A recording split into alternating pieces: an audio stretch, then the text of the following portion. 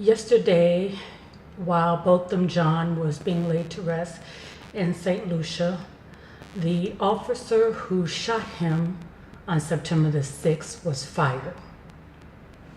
Yay! No.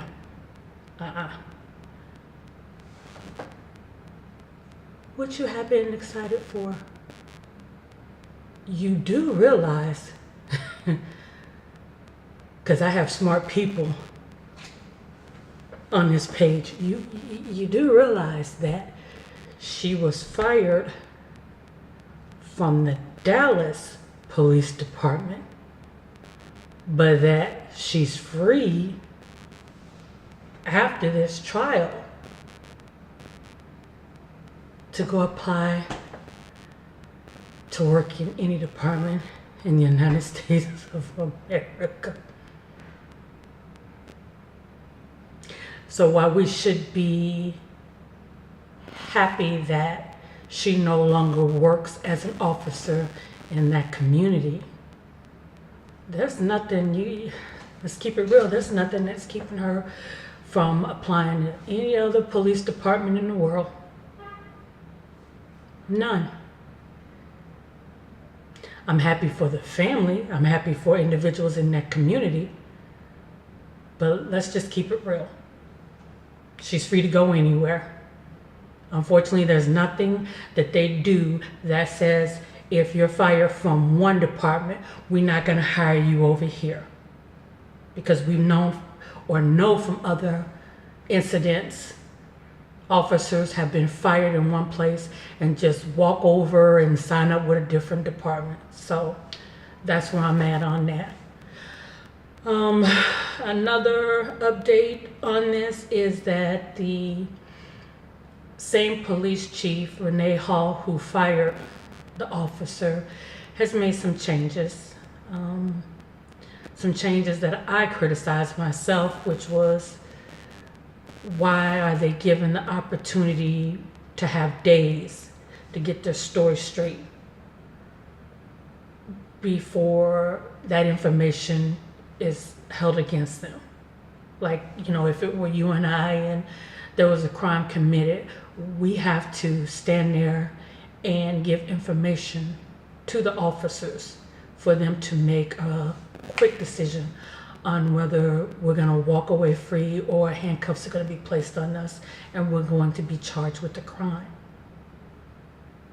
So the difference here, which is a positive step towards making changes, is that the chief has changed or is changing that part where immediately if a crime is committed by an officer in the department, they don't have that 72-hour wait.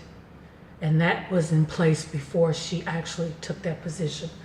So let's get that out there. Also, she's including a citizen review board. And the only thing that we don't know at this time is if that review board will have subpoena power.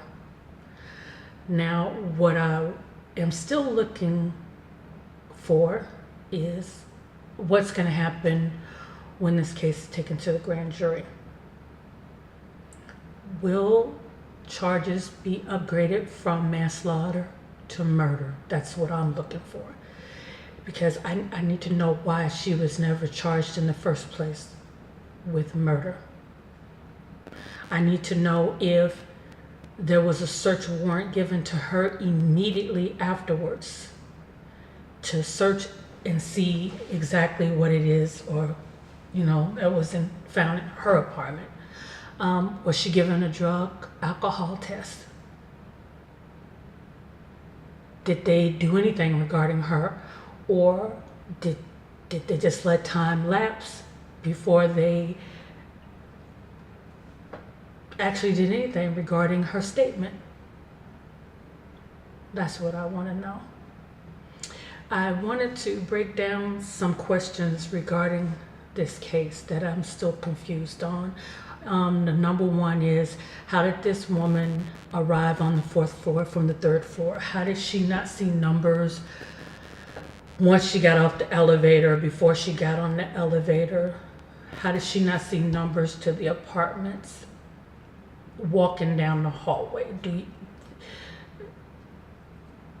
How would someone delivering a package know which apartment to go to if there are no numbers anywhere on the doors? That still hasn't been answered. Of course, it hasn't been answered about the red doormat. Why didn't it alert her? You know what? I don't have a red doormat. That's not my apartment. No one has answered that for me. One of the subscribers left a comment below that threw me off when they said that Mr. John was in his apartment in his underwear when she approached, which leads me to believe he wasn't expecting company when she came to his apartment door. Or how about the question, if the door was ajar or if the door was left open, why was there a need for her to bang on the door and say, "Let me in," like the neighbors indicated? You don't say, "Let me into something that's already open." That makes absolutely no sense. And those are some of the questions that need to be answered.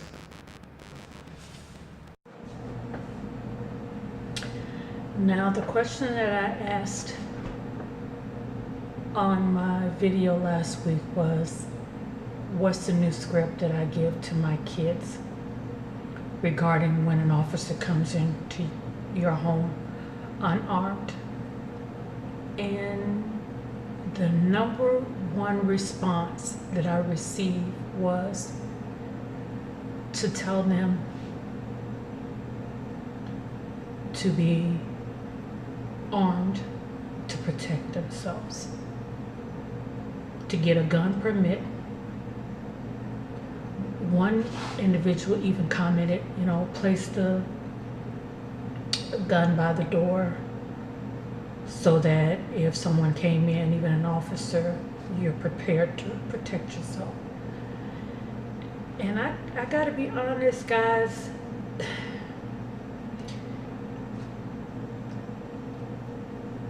y'all are probably right. But for me, I don't know if that's the solution. I don't know if that's the solution. I mean, we have too many stories of people of color who have a gun permit and they ended up dead because they had a gun on them. So I don't know. I don't know if those same rules apply to us, But the ironic part is, even though that was like the number one comment, make sure you protect yourself. A couple of days after, I'm sure you guys heard of the story in Maryland where officers entered an apartment to serve a arrest warrant on a drug dealer, but they arrived at the wrong location. They were knocking on the door and nobody answered and no one said anything. But when they bust through that door, there was someone with a shotgun on the other side, and they protected themselves and their daughter. And I started thinking of all of you guys who have left those comments for me, the new script instead of words, protection. I don't know. It's sad that we've arrived to this point, but it looks like we have. So, I'm gonna let you guys go. I know you're busy, and as always, I thank you for checking out my channel, Sophia in Life, and listening to what I have to say, and me checking out what it is that you have to say. And I'm gonna keep in mind a lot of the suggestions that were given. I don't know if I can follow through with it, but I'm gonna take it into consideration. Anyways, keep the comments coming, guys. Don't forget to subscribe if you're not a subscriber. To the new subscribers, hey, I'm so glad you decided to join us. Don't forget to follow me over on Instagram.com under Sophia and Life. To those of you who have followed me, thank you. I love actually being able to see some of the faces of the people who are watching me. It's kind of hard, but when you can match the face with the comments, you're like, oh. And I got some pretty cool people who are following me, and I appreciate it. I do, because there are so many channels on YouTube. What's a YouTube? YouTube. It just goes and rolling, but you decided to land here and listen to me. So hit the notification button. If you're not a subscriber, subscribe. We'd like to welcome you. And to my day one, hey, thank you. I'm gonna let you get out of here. And again, you've been on Sophia and Life. You take care of yourself, and most importantly, stay safe, you and your family.